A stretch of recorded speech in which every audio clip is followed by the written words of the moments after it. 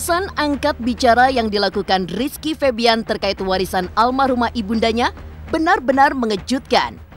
Ya, satu persatu fakta akhirnya terbongkar. Asisten pribadi almarhumah Lina Jubaida turut buka suara. Sudah meninggalkan pesan 2 minggu sebelum berpulang. Benarkah wasiat terakhir Lina yang selama ini dipertanyakan akhirnya terkuat? Seperti apa tanggapan Sule pasca Teddy absen dalam pertemuan yang dilangsungkan pada Rabu 16 Desember lalu?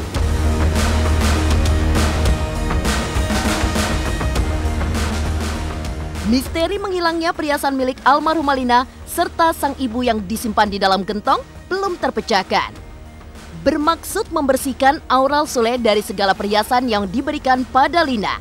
Apa daya, isi gentong tempat menyimpan perhiasan kosong setelah diperiksa. Seperti apa kronologi menghilangnya perhiasan versi ibunda almarhumah Lina dan versi Teddy?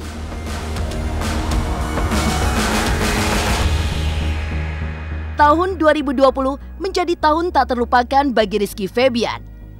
Di tengah kehilangan sang ibu yang sempat membuatnya terpukul, Rizky justru bangkit dengan karya-karya gemilangnya. Lantas apa pesan mengejutkan dari almarhumah Lina yang ditemukan Rizky Febian setelah sang ibu meninggal? Pemirsa, bersama Intens Investigasi, kami hadirkan kabar terkini, terpercaya, dan teraktual. Tetapi sebelumnya, jangan lupa untuk like, subscribe, dan juga share channel YouTube ini.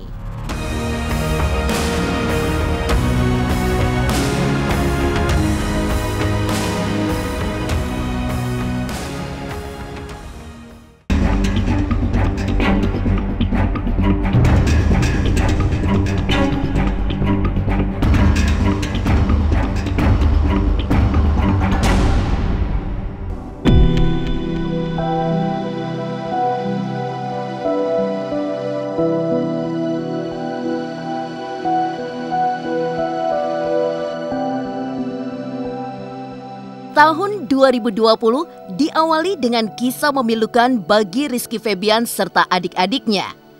Ibu yang sangat dicintai berpulang ke hadirat yang kuasa. Kepergian yang mendadak memicu perselisihan panjang soal harta warisan yang ditinggalkan. Perselisihan antara Teddy, suami baru sang ibu, dan pihak Rizky Febian pun kini makin memanas. Hampir setahun meninggal dunia, asisten pribadi almarhumah Lina, Ecet, muncul ke publik dan ungkapkan pesan terakhir yang juga adalah wasiat yang ditinggalkan 2 minggu sebelum Lina dipanggil yang kuasa.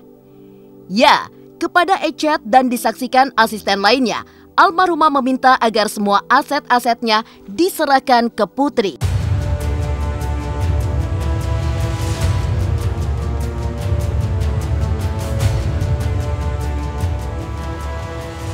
Kalau almarhum ya pesan pas 2 minggu lagi mau meninggal, Pak nitip anak-anak, yang tahu aset-aset cuma bapak. Ibu misalnya usia nggak lama lagi, nitip aja aset-aset kasihkan aja ke Neng Putri, nitip aja aset-aset kasihkan aja ke Neng Putri. Almarhum. Iya, hebat saya. Ada saksi hidup juga itu Bimara ya pembantunya. Sampai kan nangis dia, masih sakit dia itu. Aset-aset kayak rumah gitu, kebun gitu. Kalau yang punya Iki mah beda lagi, itu mah kayak pila, mah itu mah uang Iki pribadi. Bapak tahu gitu loh, keberadaan barang-barang itu Bapak tahu? Ya tahu kan belinya sama saya itu. Beli kos-kosan, beli pila. Kalau pila sekarang katanya udah dijual, nggak ada. Tapi kos-kosan masih ada. Masih ada juga udah ditawar-tawarin. Peninggalan almarhum kan ada mobil, ada barang-barang semuanya. Udah sekarang udah habis dijualan. Dulu dia ke Neng Putri, teh pinjam ya mobil buat keperluan si Dede. Tahu-tahu nanti dijual.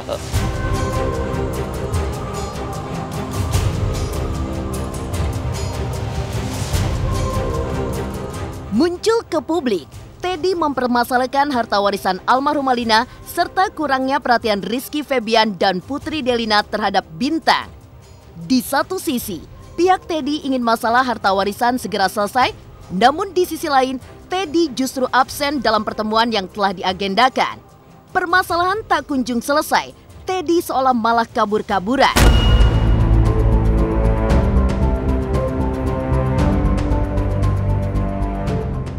Sule bahkan memperingati Teddy, siapa yang benar akan selamat, dan yang salah tak akan selamat.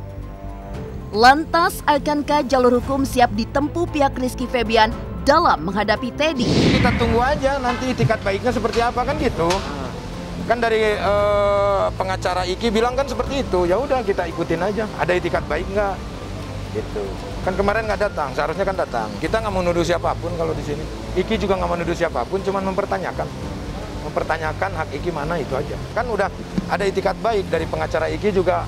Kita mau diselesaikan secara kekeluargaan. Kurang gimana coba kita?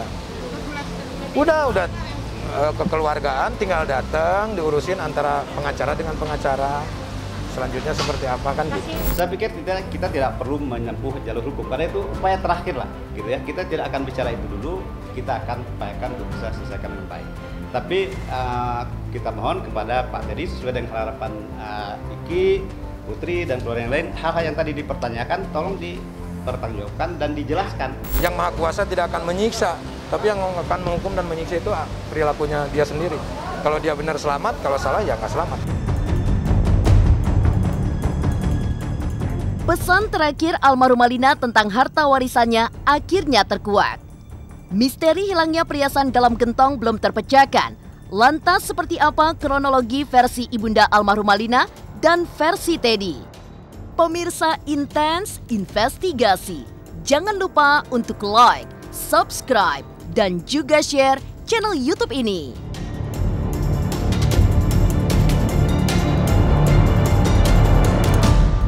Halo, jangan lupa saksikan Intens Investigasi di YouTube. Jangan lupa untuk like, komen, dan juga subscribe.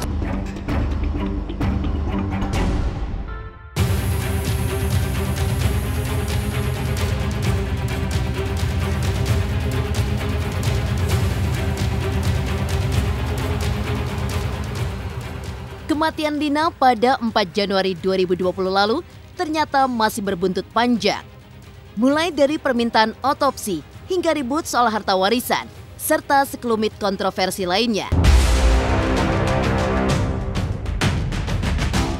Dan hal yang kini kembali dipertanyakan oleh Rizky Febian adalah tentang misteri raibnya perhiasan emas milik Lina serta Ibu Tisa, ibunda almarhumah yang hilang pasca disimpan di dalam gentong.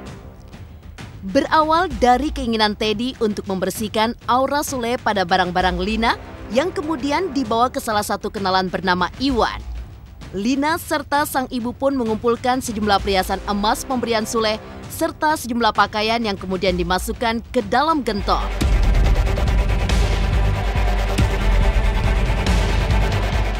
Ritual pembersihan aura Sule pun dimulai. Berharap aura Sule yang hilang, apa daya isi gentong malah yang hilang tanpa jejak.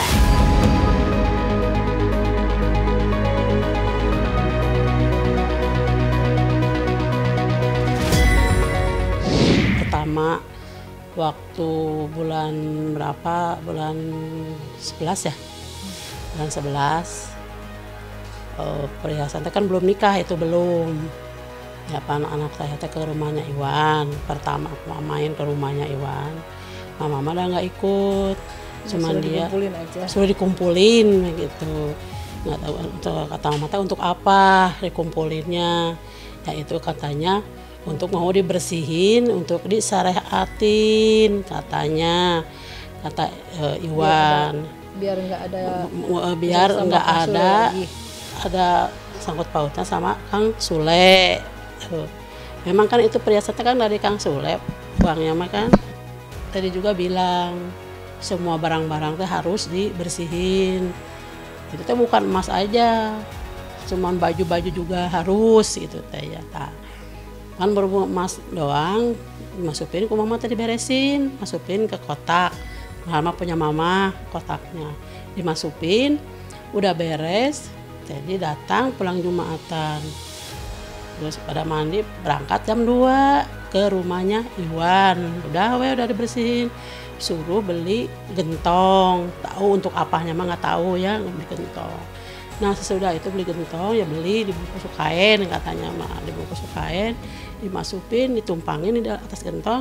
Sehari, 2 hari, 3 hari udah nggak ada, katanya udah dimasukin si emas itu teh. Bulan 12 nggak ada, sampai bulan 1 nggak ada juga, sampai bulan 2, bulan 3 sampai nah sesudah lebaran itu mah dipecahin mah. Bulan 4 nggak ada, ditelepon, bagaimana emas itu? Ya nanti ada, nanti dianterin. Ya nanti dianterin kata Iwan teh. Sampai ditelepon lagi, datang ke rumahnya hari Senin lebaran teh, udah habis lebaran teh.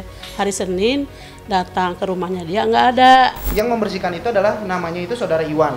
Nah saudara Iwan itu tuh kenal sama Pak Teddy. Nah sekarang saya mau mempertanyakan hak saya yang ada di dalam gentong itu kemana kalau misalkan tiba-tiba hilang gitu. Jadi saya mau mempertanyakan juga, karena saya mempertanyakan bukan hak almarhumah saja, karena ada hak dari nenek Utisa gitu. Itu yang mau saya pertanyakan, kemana gitu sampai detik ini.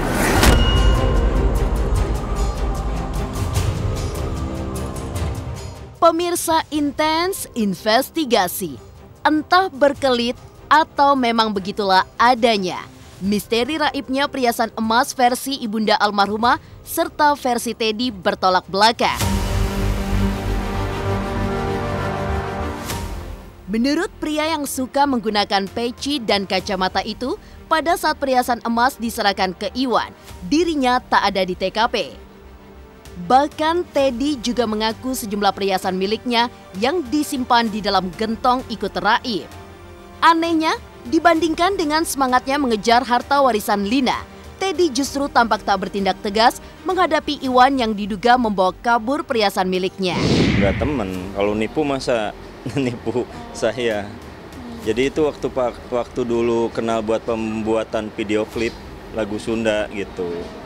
Teddy pernah ketemu berarti sama orang itu? Sama orang itu? Bareng sama almarhumah langsung ketemu bareng karena bikin video klip Sunda. Sebetulnya masalah itu gak hilang, cuman ada yang nipu. Waktu itu prosesnya yang waktu ngasihin almarhumah sama ibundanya, Ibu Utisa. Jadi saya nggak ada.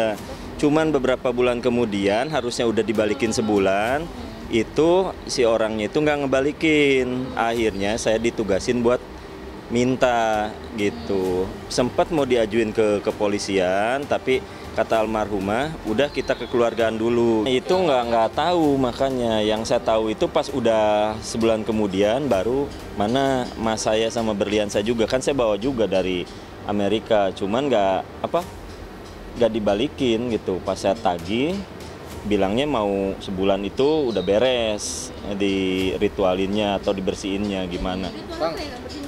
Ya nggak tahu, saya juga makanya ini kalau mau cari tahu ke ibunya, ke Ibu Utisa. Kita di sini tidak menuduh atau apapun, kita hanya pertanyakan. Ya karena sayang kemarin Teddy nggak ada. Teddy kan surat Teddy kan dari awal kan mempersoalkan harta gitu. Nah sekarang kita pertanyakan nih, hartanya Rizky ini kemana? Ya. Kemarin waktu pertemuan tidak bisa menjawab.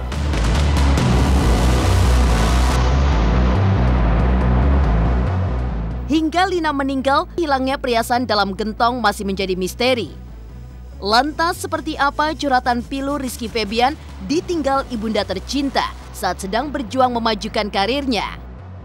Pemirsa Intens Investigasi, jangan lupa untuk like, subscribe, dan juga share channel YouTube ini.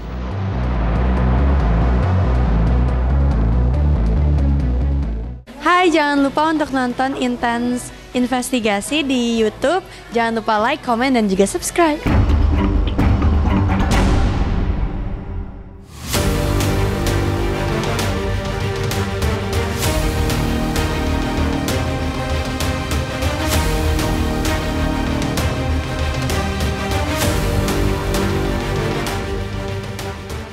Peristiwa kehilangan orang tercinta akan menjadi momen tak terlupakan sepanjang hidup. Mulut mungkin bisa berkata ikhlas, namun merelakan seorang ibu pergi untuk selama-lamanya bukanlah sebuah perasaan yang mampu terlukiskan hanya dengan kata-kata atau ekspresi belaka. Di balik senyum serta tawa yang kerap ditampilkan Rizky Febian di atas panggung, nyatanya hati hancur sehancur-hancurnya sampai ingin berhenti berkarir lantaran tak sanggup menerima kenyataan ditinggalkan ibunda tercinta.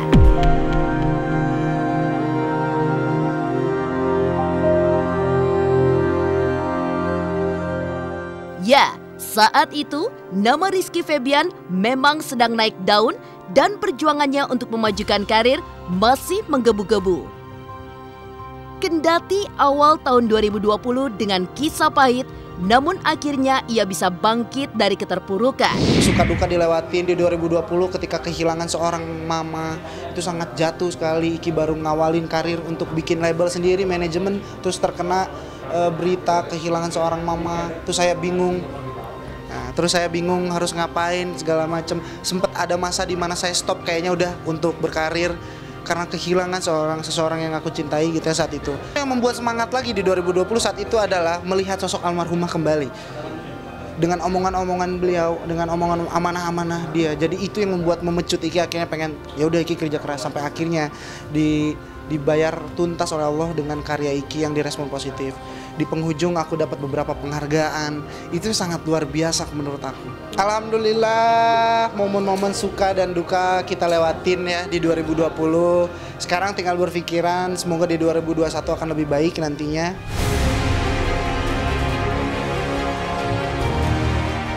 Pemirsa Intens Investigasi, ada kejadian mengejutkan yang dialami Rizky Febian setelah almarhumah Lina berpulang. Bongkar-bongkar diary sang ibu, Rizky menemukan sebuah pesan tak terduga yang membuatnya terpukul.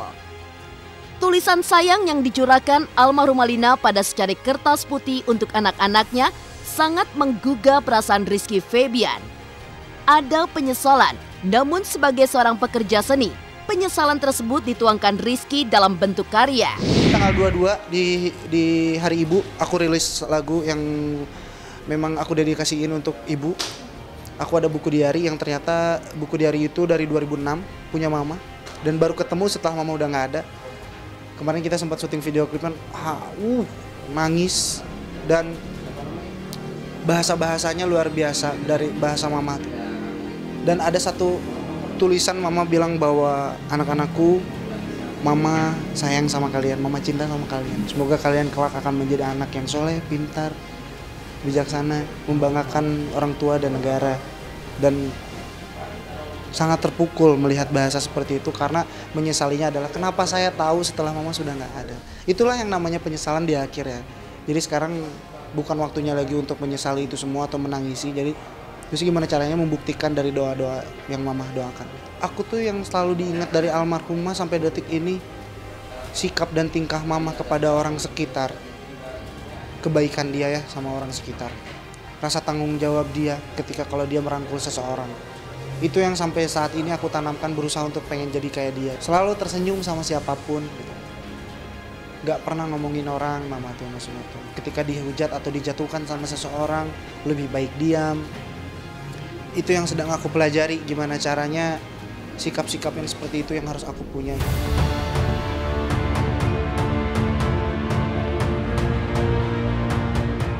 Demikian pemirsa, kabar terkini, terpercaya, dan teraktual yang kami hadirkan hari ini. Saksikan terus Intens Investigasi setiap hari Senin sampai dengan Jumat hanya di YouTube channel. Pastinya jangan lupa untuk like, subscribe, share, dan juga komen channel Intens Investigasi.